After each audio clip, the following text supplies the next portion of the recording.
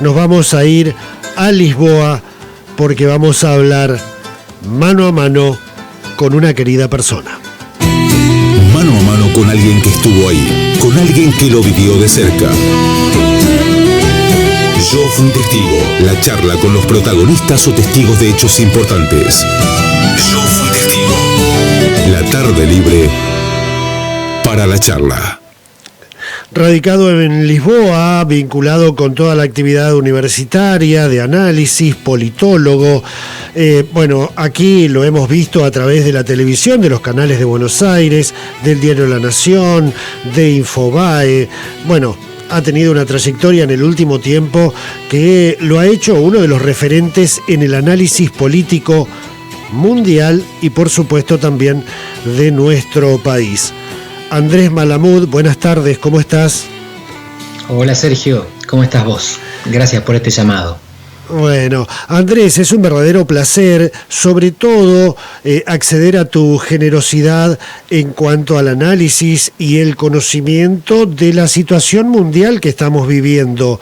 Absolutamente inesperada, Andrés. Yo creo que ni el más avesado analista podía adelantar que íbamos a estar entre marzo y abril con este mundo. No con precisión. Nadie podía saber que era ahora y de esta manera. Pero que una pandemia era inevitable está en los documentos de análisis de estrategias desde por lo menos 2004. Y son documentos públicos que van diseñando escenarios para el mundo que viene 15 años más tarde. Y además, Obama lo dijo claramente en diciembre de 2014 y Bill Gates en 2015, que una pandemia era inevitable. Y hay trabajos científicos de hace mucho tiempo que vienen describiendo los tipos de virus que están circulando, por ejemplo, entre colonias de murciélagos en tal y tal zona. Y por si todavía no se hiciera falta, tuvimos el SARS y el MERS, la gripe aviaria, la gripe porcina, y por lo tanto esto nos sorprende a nosotros, los occidentales. Pero en África y en Asia-Pacífico están tan acostumbrados a vivir con epidemias que tienen un efecto mucho menor ahora, porque están acostumbrados a andar con barbijo, a respetar distancia social, a tocarse menos y a disciplinarse en las actividades necesarias para tener menos muertos, menos contagiados y menos disrupción económica, a pesar de que la pandemia empezó allá. Esta es una sorpresa para los blancos de Occidente, no para el resto del mundo, que es donde vive la mayor parte de la humanidad.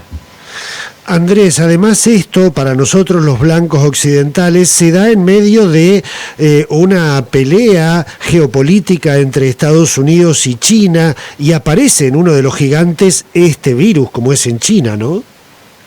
Así es, y esto da lugar a dos interpretaciones sobre lo que está pasando y lo que viene.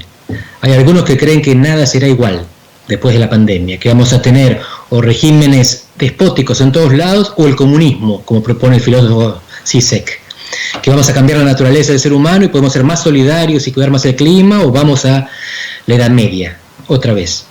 Y hay otros que son menos extremistas, y lo que piensan es que en realidad el virus no va a cambiar la dirección de la historia, va a acelerarla, y lo que vamos a ver es que el futuro va a llegar antes, y ese futuro que llega antes es un Estados Unidos más decadente, una China más emergente, pero sin capacidad todavía de que uno de los dos ponga las reglas del mundo, y con poca probabilidad de que se pongan de acuerdo. Ese es el escenario más desagradable que podemos pensar después de una guerra hegemónica. Es muy improbable que haya una guerra entre Estados Unidos y China. El segundo peor escenario es que Estados Unidos se retraiga y China no consiga sustituirlo, y tengamos un vacío de poder. Ese es el mundo que hubo entre guerras, entre la Primera y la Segunda Guerra Mundial. Estados Unidos la gana, pero no participa en la Sociedad de las Naciones, se recluye, y tenemos la gran crisis financiera de 1930, y el ascenso del fascismo y del nazismo que dio lugar a la Segunda Guerra Mundial y el Holocausto. Ese es un escenario posible, pero como ya nos pasó, podemos aprender del pasado y quizás evitarlo. En esos escenarios, Andrés, ¿vos cómo analizás qué rol le tocará a Europa, por ejemplo? Europa es el tercer polo, porque tiene la porción de pizza de la economía mundial. Europa tiene más o menos el 20%. Exactamente. Un poquito más que Estados Unidos, un poquito más de China, todas juntas, son 27 países. Ahora un poco menos porque se fue Gran Bretaña. Pero Europa es un conjunto de países. ¿Qué significa esto? Que en 2050 yo te firmo ahora que Estados Unidos va a existir, y China también, y Argentina también. Pero no te firmo que la Unión Europea va a existir, porque no lo sé. Como unión. A lo mejor claro. Existe con más países, o a lo mejor se disuelve. Y esa fragilidad esa inestabilidad intrínseca es lo que la torna un actor ineficaz para decidir las reglas globales. Tiene mucha prosperidad, se vive muy bien acá, ahora viviremos un poco menos bien con la crisis, pero no hay ninguna garantía de que consiga imponerse para cooperar en el establecimiento de reglas. Y al lado tiene a Rusia, el cuarto actor geopolítico, que no tiene ningún interés en una Europa unida, y por lo tanto le esmerila todo lo que puede, con el petróleo, con los escarceos militares en la frontera, en Georgia y en Ucrania, y Rusia no tiene capacidad de imponerse en el mundo, pero sí de molestar a los demás. Así que Estados Unidos declinante, China emergente pero sin fuerza completa, la Unión Europea muy frágil y Rusia un bully. En ese mundo, América Latina no tiene mucha relevancia y recibe las consecuencias de decisiones que toman otros. Andrés, siguiendo con el plano internacional, el problema de la pandemia parecería ser sanitario, sin embargo la resolución siempre es política, ¿o no? Es así. En realidad son 4 crisis entre secuenciales y superpuestas. Ajá. La primera es sanitaria, claramente, porque empieza un virus. La segunda es económica. Lo que estamos viendo es probablemente la mayor recesión de todos los tiempos, porque afecta no solo la demanda, quiere decir, no solo nos quedamos sin plata, también afecta la oferta, porque si tuviéramos plata no habría productos para comprar porque las fábricas están paradas. Totalmente. Y mientras tanto el financiamiento voló. Se fue a los países centrales donde está más seguro, Estados Unidos, Suiza, Gran Bretaña. La tercera crisis, hablamos sanitaria, económica, la tercera es social. Y esto, quien habita o visita los conurbanos sabe muy bien que la situación es insostenible. Se vivía mal antes, hacinados, sin condiciones sanitarias y con bajos ingresos, y ahora se quedaron sin ingresos. Porque mucha de esa gente depende de la diaria, de salir de casa para ganarse el sustento. Y la cuarta crisis, Sergio, es la que vos planteabas, la política, que va a venir cuando toda esta gente salga de casa y se encuentre con más pobreza y más desempleo. Y no hablo solamente de Argentina, hablo de una situación que es por lo menos occidental y quizás mundial. Esto en Estados Unidos también hubo en 3 semanas 22 millones de nuevos desempleados, 22 millones en 3 semanas. Cierto que en Estados Unidos el empleo se crea rápido también, se destruye rápido y se crea rápido, pero no tan rápido como para absorber a 22 millones en los próximos meses. No, es un número impactante. Andrés, abuso de tu generosidad allí a las 7:22 de la tarde de Lisboa. Un análisis de la situación argentina, más que nada política. He visto algunos comentarios tuyos, algunos análisis. Viendo cómo se está desempeñando el nuevo gobierno argentino y la relación con la oposición y básicamente con lo que es Rodríguez Larreta, ¿no? Me encanta, Sergio, porque no solamente sabéis la hora exacta, sino también que hay sol acá afuera. Esta es iluminación natural, es un día hermoso de primavera, un 25 de abril, que es el Día de la Libertad en Portugal. Es el día en que, en 1974, empezó la tercera ola de democratización con una revolución pacífica, con claveles en la punta de los fusiles. Claro, mirá vos. Y hoy estamos festejando. Me preguntabas por Argentina.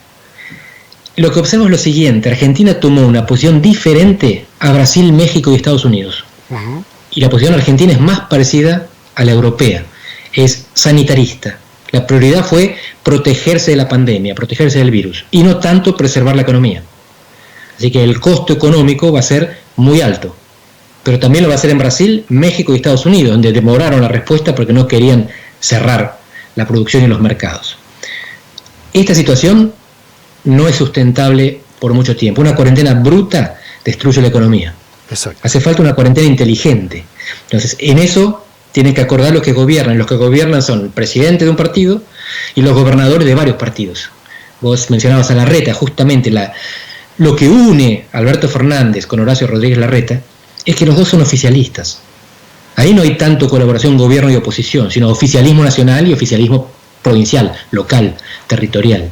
Y ahí se va a ver justamente que los que están más cerca entre sí son los que gobiernan de los dos partidos. Y los más radicalizados, más críticos, son los que no están gobernando. Son los legisladores u autoridades partidarias, que se pueden dar el lujo de no cooperar, porque no tienen la responsabilidad de dar respuesta. Pero quien tiene cargo de gestión hoy ejecutivo, intendentes, gobernadores y presidente, en general coinciden. Sí, y es un buen signo, es un buen síntoma ante el avance de la pandemia, que haya desaparecido la grieta, la división entre los dos mandatarios que están tan cercanos territorialmente, uno en Olivos y el otro allí en Cava. Entonces, esta cercanía también ha sido un elemento que ha sido muy bien recibido por la sociedad en general, Andrés, ¿no? Es así, y te agrego un elemento, lo que estás diciendo, que es correctísimo. Alberto Fernández, Horacio Rodríguez Larreta y Axel Kicillof, sí, la famosa foto de los tres gobernadores, jefes de gobierno y presidente, tienen dos características comunes. Una es que son varones, que en este caso es irrelevante. La otra es que son porteños, y lo son los tres.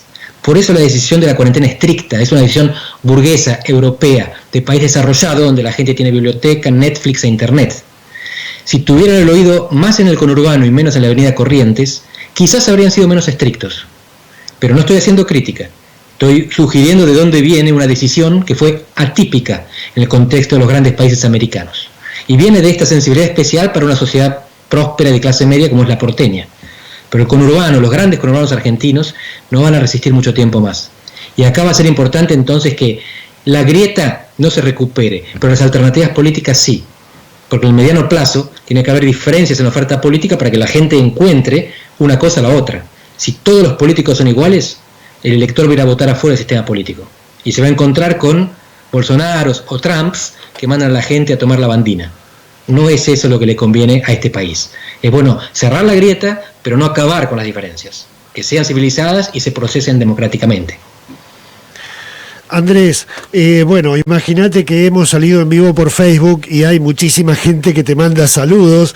Elsa Sommer desde Olavarría, Maridé Vascones Niebla desde Valencia, España, wow, de parte de Javier Niebla, saludos. Amigo de la secundaria, amigo del alma. Ah, mirá vos. Bueno, Enrique Alberto Pires es de Olavarría, pero está en Villa María. Manda muchos saludos. Néstor Eduardo Ferreira. Lalo, ¿cuánto público tenés? ¿Cuánto público, Sergio? Y variadísimo, Andrés. No te imaginás lo que es. Aparece mucha gente de la Patagonia, de provincia de Buenos Aires. Bueno, es un poco la característica que tiene el programa. La verdad que es un verdadero placer, un orgullo personal haber tenido esta posibilidad de charlar con vos, Andrés, que nos compartas tu conocimiento. Hablo de la generosidad porque alcanzar este nivel de análisis y este nivel académico que tenés en Lisboa te ha llevado muchísimo tiempo y mucho esfuerzo, mucho sacrificio. Te agradezco, Sergio, no es para tanto, tengo una linda vida, hago lo que me gusta. Y sigo siendo el olavarriense que conociste hace, no voy a decir mucho tiempo porque vamos a parecer viejos, pero no, desde entonces. Totalmente. Andrés, un abrazo inmenso, muchísimas gracias. Uno grandísimo para vos, gracias por llamar. Así estábamos en Lisboa, compartiendo el análisis absolutamente profundo, académico, muy certero, pero además muy riguroso. Eso quería decir.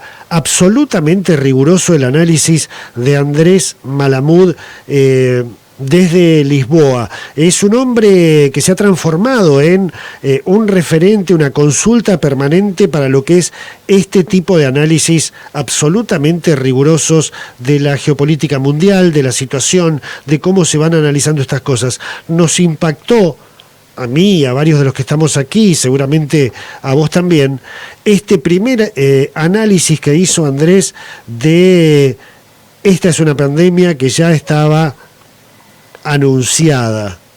Vamos a volver sobre esos temas, por supuesto.